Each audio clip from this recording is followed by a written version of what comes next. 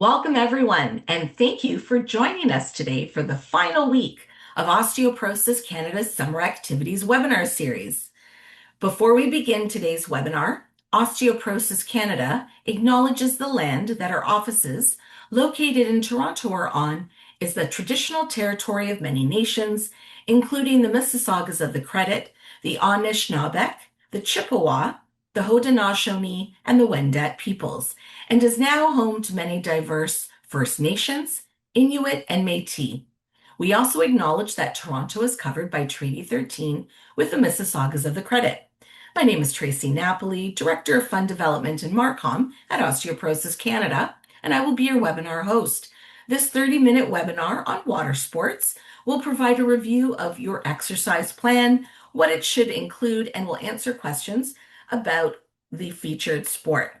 For those who have osteoporosis, you may need to make modifications or choose a different way to stay active entirely, depending on your condition. This webinar will provide general information. It is not intended as individualized health advice. Now, we would love to hear from you during the webinar, so if you have questions, just click the Q&A icon at the bottom of your screen. We will do our best to answer as many questions as we can during the time available. Osteoporosis Canada is the only national organization serving people affected by osteoporosis. We work to educate, empower, and support individuals and communities on bone and muscle health and in the risk reduction and treatment of osteoporosis. We look to the best experts to inform our care guidelines for patients, the general public, and care providers, and our scientific advisory council is made up of experts from across the country. We provide medically accurate information to, again, patients, the general public, and healthcare providers. It's now my pleasure to introduce our webinar presenter for today, Dr. Caitlin McArthur. Dr. McArthur is an associate professor in the School of Physiotherapy at Dalhousie University and principal investigator of the 3F research group. She has completed a Bachelor of Science in Kinesiology, a Master's of Science in Physiotherapy, and a PhD in Kinesiology with a specialization in aging, health, and well-being. Dr. McArthur also completed a post-doctoral fellowship at the GERAS Centre for Aging Research within the Department of Medicine at McMaster University. With a passion to improve mobility and quality of life of clinically complex older adults, Dr. McArthur is a lead instructor of the continuing education course BoneFit, which is hosted by Osteoporosis Canada and teaches exercise professionals about safe movements, physical activity, and exercise for people with the disease. You can go to bonefit.ca for more information.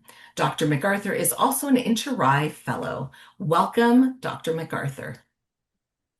Great. Thanks everybody for joining us for this last webinar presentation. Talking about water sports. I'm really excited to be here to wrap up the series tonight. So we'll dive right in. So today we're going to be talking, first of all, just overall recommendations for exercise and physical activity while living with osteoporosis and at fracture risk, then some general safety tips you want to think about throughout your everyday life, but also specific to water sports. And then we'll talk about some specific recommendations for water sports that you can hopefully apply to different versions of water sports. So like Tracie said, this is meant to be generalized advice, not individualized advice. So just keep in mind as we're going through that, some of these activities that we're talking about are risky and could have a high risk for fracture. If this is an activity you used to do frequently or you are already doing, we're giving you tips on how to continue to do it safely. But if it's something you've never done, we're not suggesting that this is something you start doing.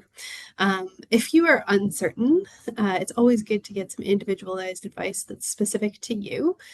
So I'd suggest consulting with a physiotherapist who is BoneFit trained about your individual risk level and the risks and benefits of the specific activity that you're interested in. They can give you some really specific advice about modifications, etc.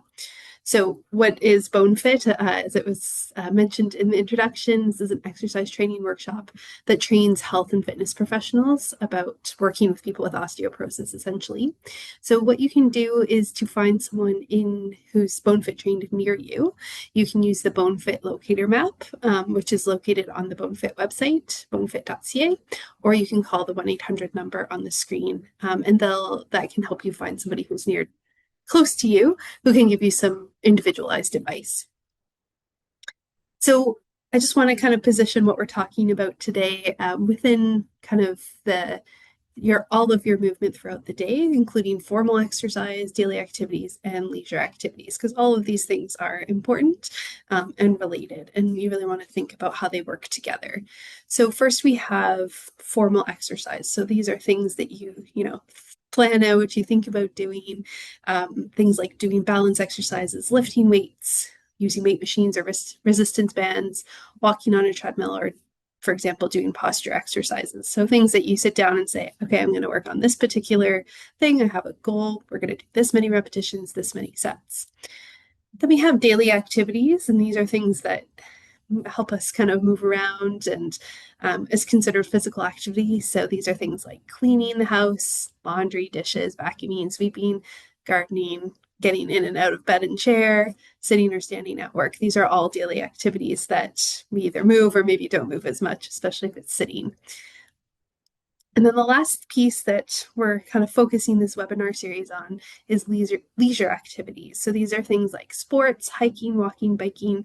We're going to talk today about water sports, swimming. So these are things you do for fun. They have that social aspect that keep you connected.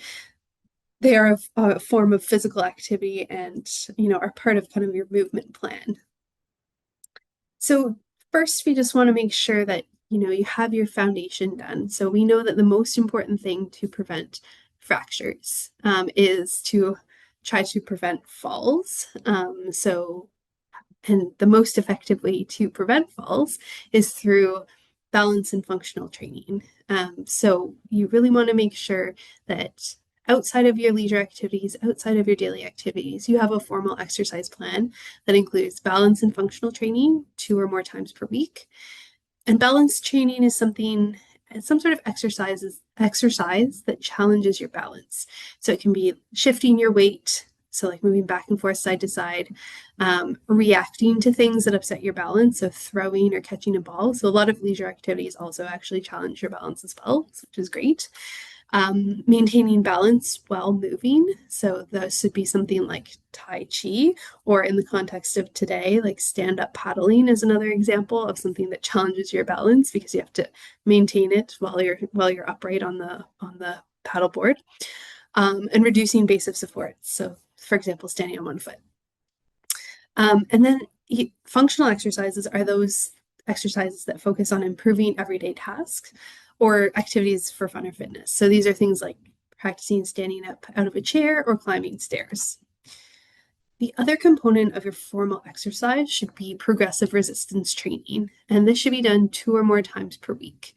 So this part of your program should target major muscle groups, so like your quads, your hamstrings, your chest muscles, your back muscles, as well as your abdominal muscles. And you want to work against resistance. So anything that kind of works against resistance. So things like body weight, dumbbells, machines, or exercise bands.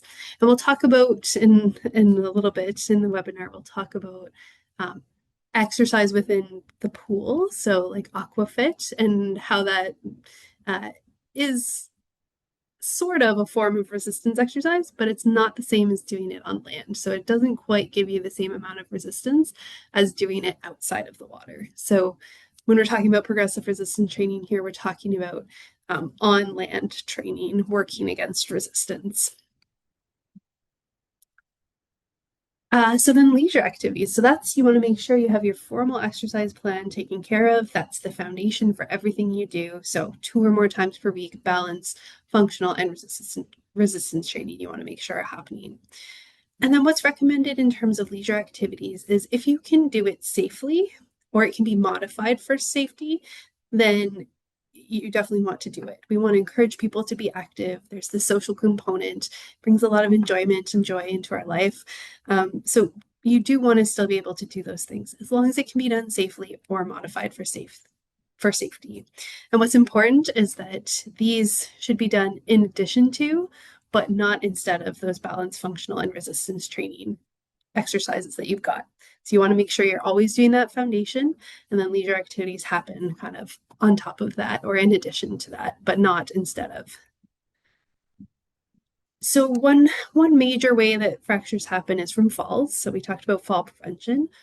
And those fractures tend to be like your hip fractures, your wrist fractures, your arm fractures, your shoulder fractures. But the ones that don't always happen from our falls are spine fractures. And so spine fractures can happen because that compression in our spine can build up over time. And there are some specific spine movements that we want to limit to try to decrease our risk for spine fractures. So the ones that we want to try to limit are forward bending or any type of rotation. So bending forward, it's called flexion, or twisting side to side or rotation. And we especially want to try to limit bending forward or rotation that is repeated or sustained. So you're doing it over and over or holding it for a long period of time. It's weighted, so you're holding something heavy while you're doing it. It's end range, so you're going as far as you can into that forward bend or twisting side to side. It's rapid or forceful, so you're going really fast or going really hard, or any combination of those. And again, flexion, so that forward bending or slouching, and rotation and twisting. So you can see how some of the water sports we're going to talk about today, like paddling, any type of paddling, if you are rotating through your spine or if you're flexing, for example, in rowing, then that could potentially over time lead to a spine fracture. So these are things we want to modify. So how do we modify them? So the main one that you really want to learn how to practice, and if you want some specific advice on, again, how to do this, is something called a hip hinge. So really making sure that you're bending at your hip, not at your spine.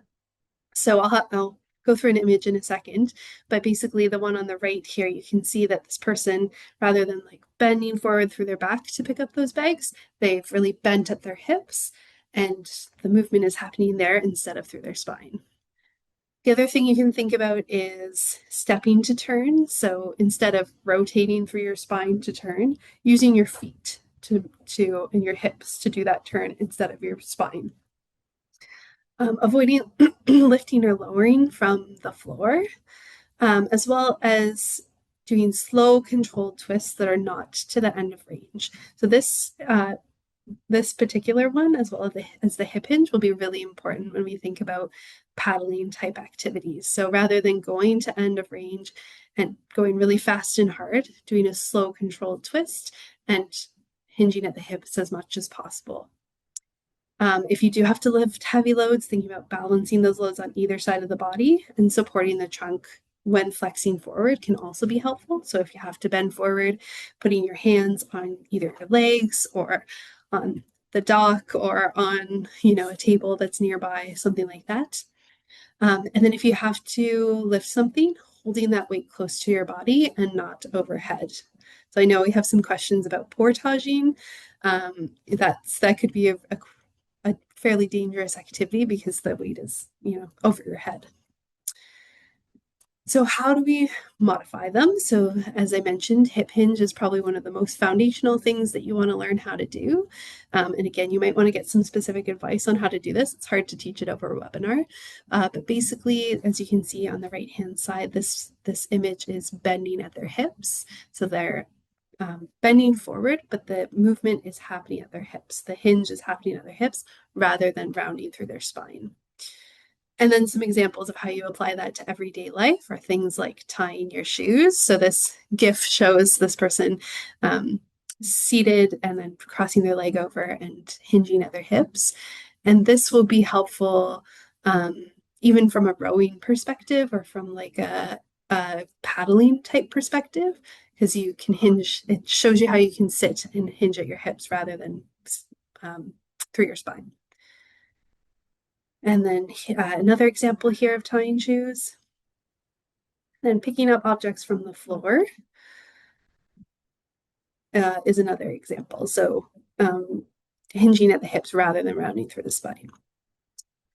So in general, for your leisure activities, you want to think about three different things, I would say, to prevent the risk of fractures while you're completing your leisure activities.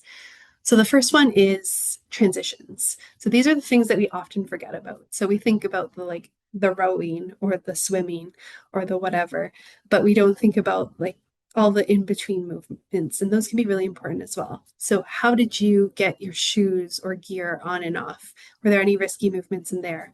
How did you pick up or load your gear? How did you get your kayak onto your car? All of those types of things. How did you pick things up off the ground? And how did you get in and out of those risky positions? Then you want to think about the actual movement. So the rowing, the swimming, the actual thing that you're doing. And does it require spine sparing? Can it be modified so that we decrease the risk of spine fracture? And then the last thing is the risk of falling. So as I mentioned, kind of our two main things we want to think about is decrease the risk of falling and think about sparing our spine or protecting our spine throughout these movements. So thinking about that external support, because many fractures happen because of falls. So we want to try to reduce that risk while we're doing our leisure activities. So let's speak a little bit more specifically about water sports. So I'm going to talk about paddling in general. And this is thinking about different types of paddling. So it could be, canoeing, rowing, kayaking, anything like that. So it needs to be modified because it's repeated end range spinal rotation or spinal flexion against resistance. So you're pushing against the resistance of the water to move yourself forward in whatever paddling situation you're in. And you are either usually rotating or sometimes you're flexing through your spine. Now, if you are a rower, you should know that it shouldn't be through your spine. It should be more through your hips and your legs. But I will say a lot of people that I see out there rowing are doing it through their spine, and so there is a really big risk that you might be as well. So you really want to think about, can you actually do it through your hips and your legs and your knees instead? So that's the first modification. How much can you move through your legs and hips rather than through your spine? So if, for example, in rowing, you really need to try to figure out how to make that movement happen through your hips and push with your legs rather than through your spine and then really pulling through your arms. If you're doing more of a rotating paddling sport where you're paddling on one side, like dragon boating, for example, or canoeing or anything like that, you want to make sure that you're not rotating through that full range of motion. So you're going to have to cut your stroke a little bit. So only go about a third to a half of the way through that range of motion. So we're not doing that repeated end range rotation. And then all of these activities are done sitting down. And when we're sitting, we actually have more compression on our spine. And then if you're adding rotation and flexion, that's even more more compression. So it's an increased risk for that spine fracture to happen. So you really have to pay attention and you really want to think about lengthening up through your spine. So, for example, think about getting taller on each stroke. And if you're getting tired, take a break, get out, stand up, stretch upwards, and then get back in and return to your stroke. But you really want to try to think about lifting your breastbone, lifting up through your spine, lengthening on each stroke so you don't end up in kind of this slouched, flexed, rotated position. So that's kind of paddling in general and a bit more specific. But let's talk a little bit about swimming now. So swimming it's a great cardiovascular exercise, but from a bones perspective, it's not weight bearing.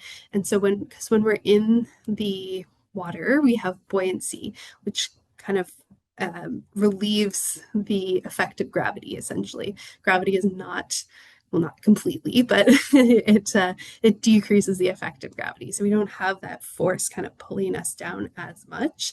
And so we don't get that same benefit to our bones. And it's not even the same if you add resistance pads. So doing resistance exercise in the water is not the same. It's not as effective as doing resistance training on land. So great exercise, if you have other joint issues like osteoarthritis, painful knees, painful hips, it can be great for that. And it is better than doing nothing. However, from a bone perspective, it's really not the best use of your time. So my modification is always, can you combine your swimming? Because you love your swimming, you want to keep doing it, gets you out, gets you social, that's great. But can you combine it with some other weight-bearing activities? Maybe you could add some hiking or some walking. Make sure you're doing that foundational resistance training, balance training, functional training outside of the water, and then doing your swimming in addition to that.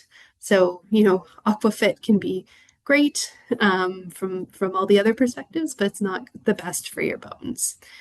And the same rules apply that we just talked about. So any motion within the pool where you're rotating, your spine as far as you can go, as fast as you can go, that those are the movements you want to try to limit and decrease. So instead of rotating as far as you can go and fast as you can go about half of the way, or don't do it. Just do some, treading of water or something on the spot instead to get that cardiovascular benefit, but you don't need to do the rotation through your spine.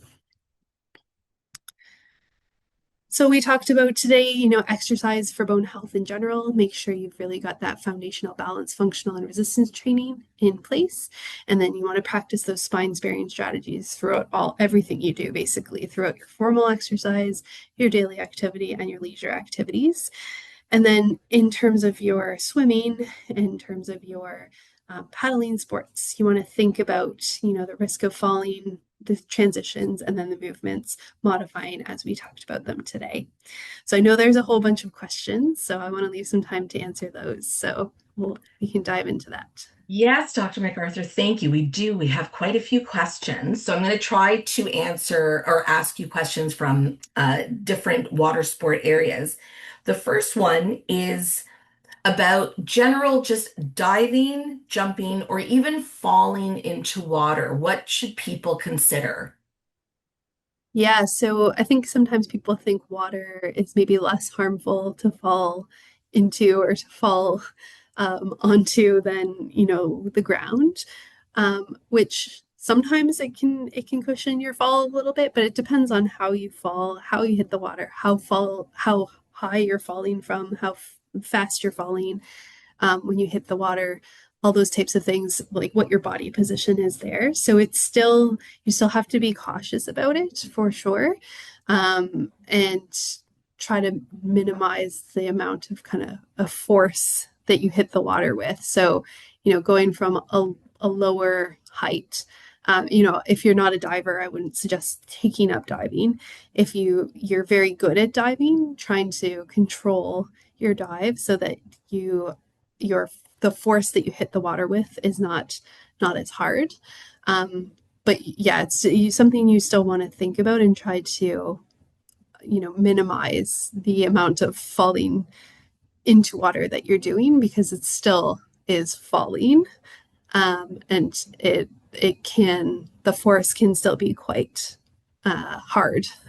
Falling, I mean, if anyone's ever done a belly flop, it can hurt. So you just think about that. Like it's not like falling into, fluffy sand or anything like that. You're still having an impact. So you want to try to decrease that as much as possible. Okay, great. And we did get quite a few questions on paddle sports. In terms of actually trying to get in and out of a canoe or a kayak, or even getting on and off of a paddleboard, I don't know if that's the correct term for that. What can you advise? Yeah, so I think just try to have kind of as much support as you can. So let's talk about kind of in and out of boats first, like canoes or kayaks or whatever.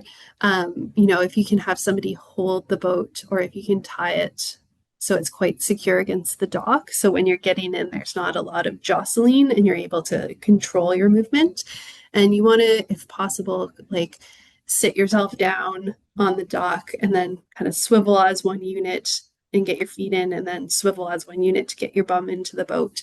So you're kind of like decreasing the amount of rotation through your spine that way as well, and decreasing the risk of falling while you're transitioning as well. So try to get as much support as you can if you've got people around you to help you kind of stabilize the boat, or if you can tie it nice and steadily to the docky, like on both ends of the boat. That could be quite helpful to decrease that risk of falling during the transition, and or risky rotation movements that happen because you're kind of like off balance. On and off a paddleboard, same thing. You just want to try to keep it as stable as possible and try to decrease your risk of kind of like falling or losing good form while you're doing it. So if like, you can be close to the dock, and use your paddle as an external support, or use, if there's somebody with you, use them as an external support to kind of help you prevent that fall or that awkward movement while you're getting on there. That can be quite helpful. Great. And, we've talked more about activities and sports, but what about the leisure water sports, a bit like sea doing or being a guest on a boat, tubing, rafting, things where you're kind of sitting, but what's the risk with that if you fractured or even just have osteoporosis?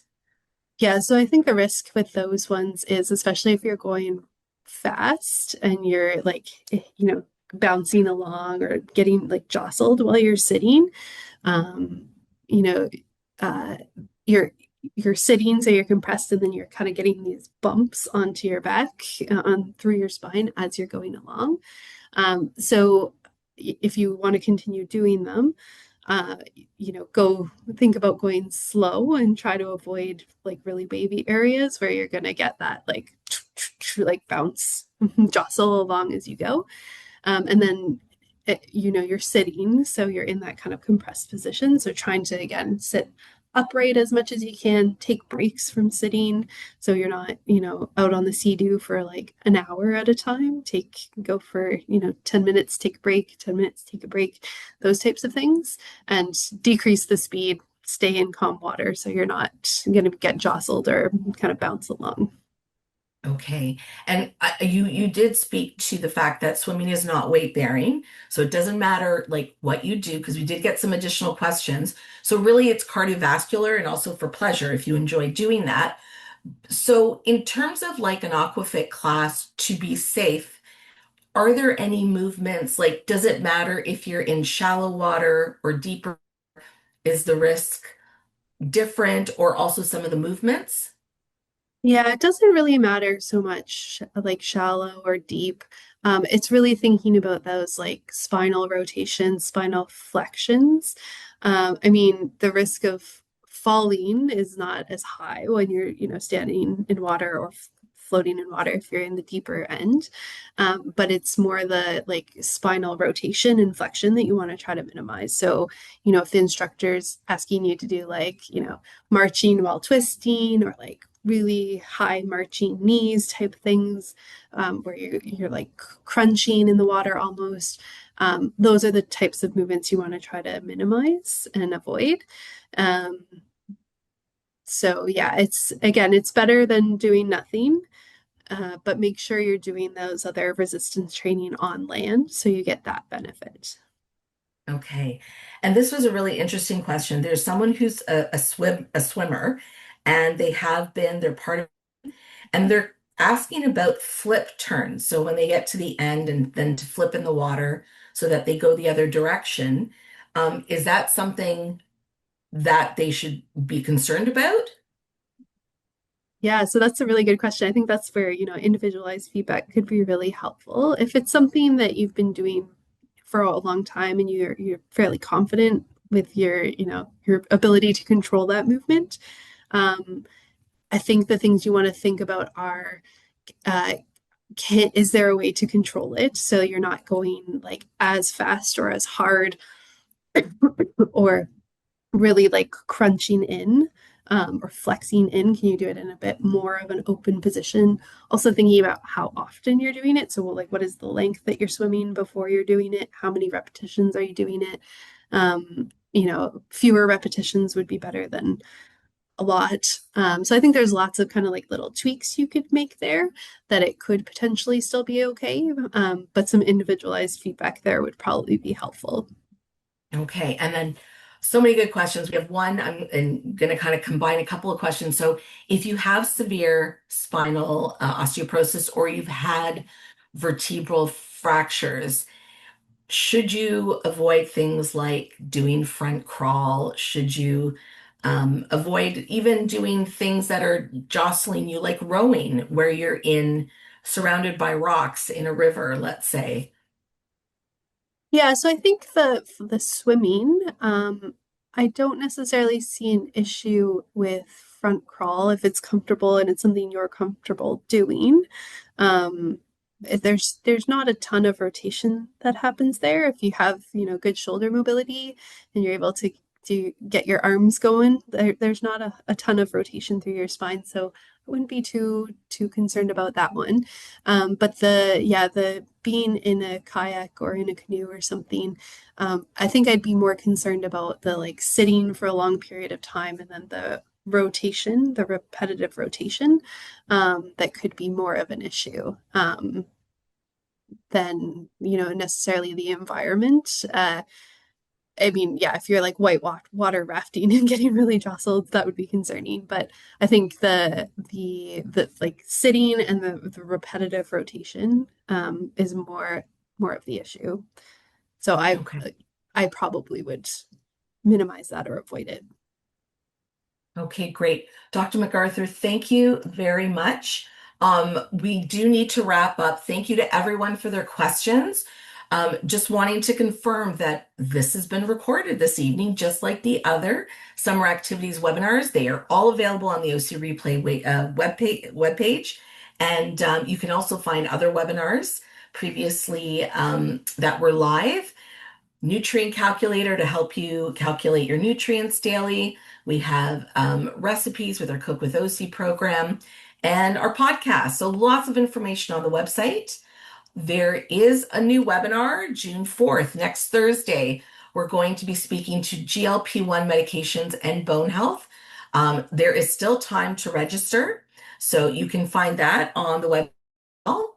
And coming up, we are preparing two new webinars, one on emergency preparedness, how people who have fractured or who have osteoporosis can safely deal with, unexpected emergencies. That will be Thursday, July 9th. That should be live in about a week on the website. And in September, we will be doing a breast cancer and bone health webinar. So subscribe, keep checking your email, and visit the website for all kinds of information.